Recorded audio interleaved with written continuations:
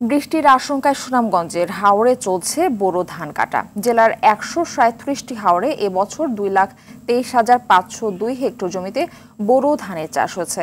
গত ১০ এপ্রিল থেকে হাওরে বোরো ধান কাটা শুরু হয়েছে। বুধবার বিকেল পর্যন্ত জেলার ১৮,০০০ হেক্টর জমির ধান কাটা হয়েছে। ৯০,০০০ শ্রমিকের পাশাপাশি ২৮৭টি হারভেস্টর, ৩২টি রিপার দিয়ে ধান কাটা হচ্ছে।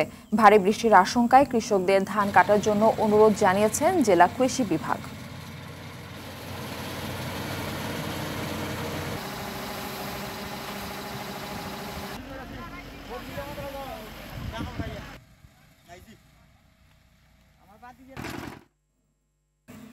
দর্শক, এই বিষয়ে আলোচনাতে সুনামগঞ্জ থেকে আমাদের সঙ্গে সরাসরি যুক্ত হচ্ছেন সহকর্মী বিন্দু তালুকদার। বিন্দু, ধান কাটার বিষয়ে বিস্তারিত জানাবেন।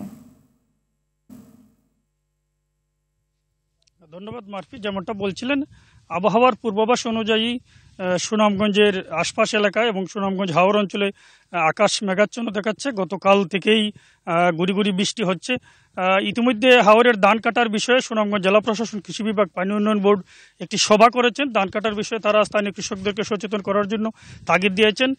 পানি উন্নয়ন বোর্ডের নির্বাহী প্রকৌশলী আমাদেরকে যেমনটা জানিয়েছেন, আবহাওয়ার পূর্বাভাস অনুযায়ী সুনামগঞ্জে বৃষ্টিপাত হতে পারে এবং সুনামগঞ্জের পার্শ্ববর্তী ভারতের মেঘালয় এবং চেরাপুঞ্জিতে বৃষ্টিপাতের কারণে সুনামগঞ্জের নদ নদীর পানি বাড়তে পারে, যার কারণে যাতে হাওরে ফাঁকা ধান না থাকে সেই জন্য কৃষকদেরকে তাগিদ দেওয়া হচ্ছে ধান কাটার জন্য। আমরা একটু দেখাতে চাই একটি দেখার হাওরের অংশ। এখানে কৃষকরা ধান কাটছেন।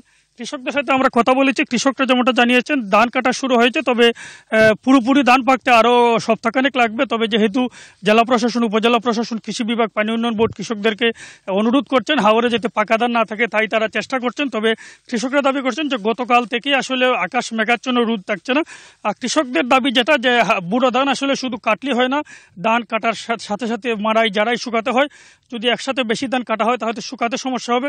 এবং অনেক কৃষক এও জানিয়েছেন যে হাওরের আসলে শতভাগ ধান এখনো পাকেনি, ধান আস্তে আস্তে পাকছে। যেহেতু কয়েকদিন ধরে বৃষ্টির হচ্ছে, গুড়ি গুড়ি রোদের দেখা মিলছে না, তাই ধান পাকতে একটু বিলম্ব হবে। তবে কৃষি বিভাগ যেমনটা আমাদেরকে জানিয়েছেন যে যেসব অঞ্চলের, যেসব হাওরের ধান ৮০ ভাগ পাকা রয়েছে, সেসব ধান যেন কৃষকরা দ্রুত হাওর থেকে উঁচু এলাকায় তোলার চেষ্টা করেন বা গুলায় নেওয়ার চেষ্টা করেন। কৃষি বিভাগ আমাদেরকে আরেকটা তথ্য জানিয়েছেন যে সুনামগঞ্জে ৯০,০০০-এর মতো শ্রমিক কাস্তে দিয়ে ধান কাটছে। পাশাপাশি ধান কাটার যন্ত্র, হারভেস্টার দিয়ে ধান কাটা হচ্ছে, রিপার দিয়ে ধান কাটা হচ্ছে। আর জেলা প্রশাসন আমাদেরকে গতকালকে যেমনটি জানিয়েছেন যে ধান কাটার বিষয়ে কৃষকদের সচেতন করতে স্থানীয় উপজেলা প্রশাসন এবং স্থানীয় জনপ্রতিনিধিরা এলাকায় সবাইকে অনুরোধ করছেন। এবং আমরা দু এক জায়গায় কথা বলছি, পানি উন্নয়ন বোর্ডের নির্বাহী প্রকৌশলী যেমনটা বলছেন যে স্থানীয়ভাবে যারা পানি উন্নয়ন বোর্ডে কাজ করেন, উপসহকারী প্রকৌশলী, শাখা কর্মকর্তা, তারা মাঠ পর্যায়ে রয়েছেন এবং কৃষি বিভাগের যারা উপসহকারী প্রকৌশলী রয়েছে তারাও মাঠ পর্যায়ে রয়েছেন। কৃষকদেরকে অনুরোধ করছেন যাতে হাওরে পাকা ধান না থাকে। তবে কৃষকরা যেমনটা জানিয়েছেন যে এইভাবে যদি বৃষ্টি পড়ে এবং রোদের দেখা না মিলে তাহলে ধান পাকতে একটু বিলম্ব হবে এবং আরও ১ সপ্তাহ পরে পুরোপুরি হাওরে ধান কাটা শুরু হবে। ধন্যবাদ আপনাকে।